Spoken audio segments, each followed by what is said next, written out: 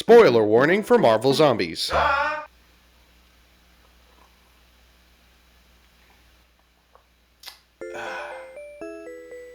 Marvel, why don't you listen? In my Marvel ranking video, I said that recent MCU projects have felt like just marketing material. There isn't anything fun with any old characters, it's just a bunch of new characters. Which is fine. Shows like Ironheart and Echo, I completely understand why older characters aren't in these brand new shows. But for shows like What If, and by proxy Marvel Zombies, where the main thing is combining aspects of the MCU both before and after Endgame, it really drops the ball. Now, I do have to praise the show a little bit, because it does combine certain aspects throughout the MCU very well, and I did like it. We get Baron Zemo about halfway through the show, Ant-Man and Spider-Man are there, obviously. Valkyrie is there, accompanied by Thor, and yet still, with every single character here, there's a catch to said character that just honestly kind of destroys the whole reason for them being there in the first place. Baron Zemo, he's fine, he's cool. You get to see him for an episode in the beginning of the next episode, maybe about halfway, something, give or take.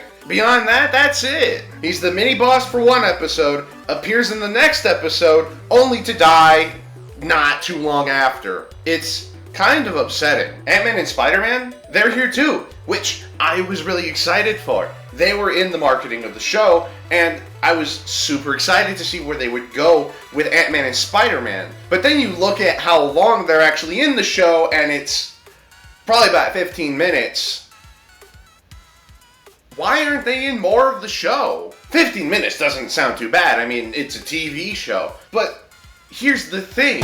The show was probably supposed to be a movie, but the only reason why they turned it into a TV show was because Disney has the rights to Spider-Man in TV shows and not Spider-Man in movies. You see what I'm getting at here? We're just being robbed of greatness here. Why only have these integral characters from the original What If episode only be here for 15 minutes? I was so excited to finally see Ms. Marvel and Spider-Man finally interact in the MCU, and then they have a 1-3 sentence conversation and nothing. That's it. That is the extent of their conversation.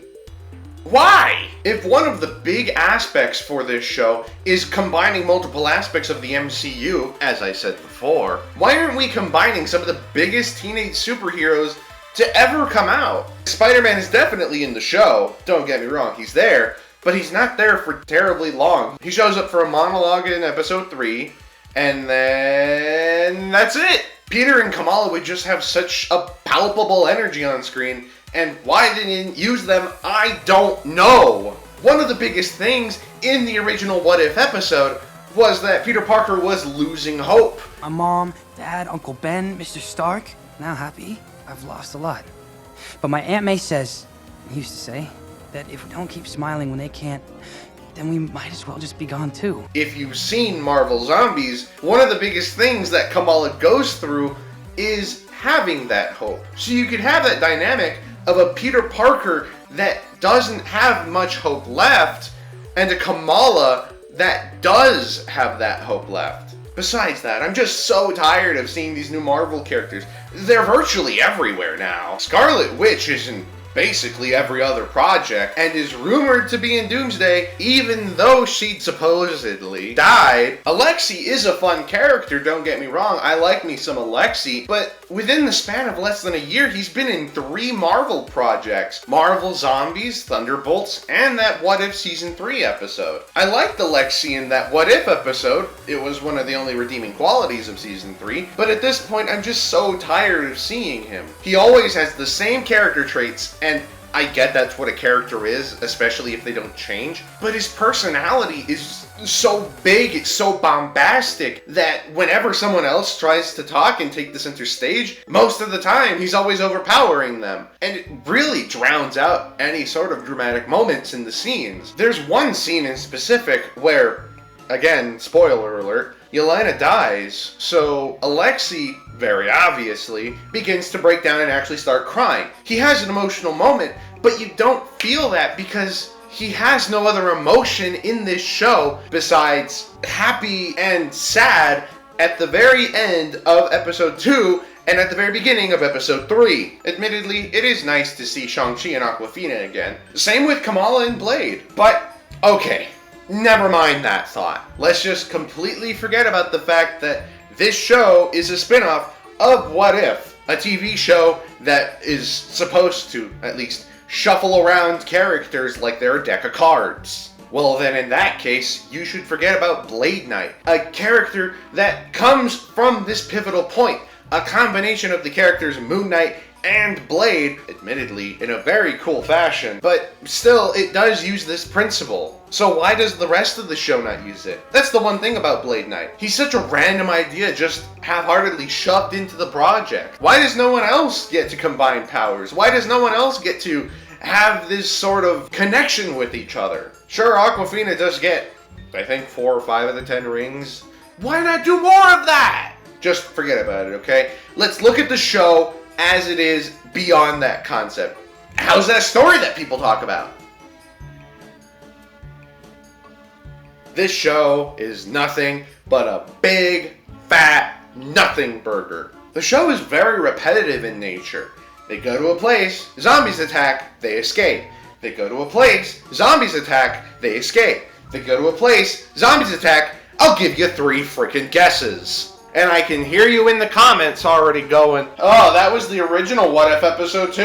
Why aren't you critiquing that as well? Well, for one, the show followed characters I actually cared about instead of characters I kind of care about. And 2, that episode was 30 minutes long. This show is 2 hours. Looking back, I should have seen this coming. This plot is all zombie movies or TV shows are. Despite the fact, though, that the grab for this TV show is the fact that it's zombies, but ooh, superheroes! And yet, even that becomes stale, too. Kamala uses shield, Shang-Chi and Awkwafina use rings, Blade Knight uses sword, Jimmy Woo uses gun, and mindless action like this turns the brain numb. There's no substance here. It's all mindless shooting and stabbing, and by the way, the shooting feels like it has no weight or substance at all because it's so quiet compared to everything else. And all other sorts of combat styles that become stale at the end of the show when they become the movie equivalent of a button masher. The only substantial things that happen in the show are at the beginning and the end, except at the end of the show, you get this checklist of all the people that have died. Woo! I completely understand that these same criticisms can be applied to What If Zombies. And you know what? I think that part's on me. Watching all 4 episodes back to back and spitting on the back may have desensitized me to the whole show. I look at what's happening, and I think that, in concept, everything should be great. The plot moves steadily, there's some good fight scenes in concept, everything looks like it lines up, but then it doesn't. And I don't know why. If you like zombie stuff and you like the MCU, then this show might be for you. But if you prefer story over everything else, then this show might not be for you. I just can't quite articulate why I don't like Marvel Zombies, but I like the What If episode. There's a shift between the two, and I can't quite pinpoint what that shift is. Overall, I'd rank this show in high B tier. I guess that's what we're doing now if I'm reviewing anything Marvel-centric here on forward. I don't know, man. While we are here, I do want to give you some quick updates on the channel. First off, I do plan on uploading more. I want to upload more. I just get stuck in writing scripts, and then I start another one, and I haven't even finished this one, and then I have videos that But rest assured, we're getting things figured out. I mean, this video is done, so things have to be figured out, right? Plus, university's just kicking me in the pants, man. I do have a lot of videos in the works. Which videos I won't say, because I have a tendency of saying, I'll do this video, I'll do that video, and then I never do half of them. So just know that I do have a lot of video ideas. Which ones they are, I will not say. Beyond that, it's been great to see you guys, and let me know if you prefer this shorter content over the much longer content that I personally like to make. Anyways, Thanks for watching, and I'll see you next time.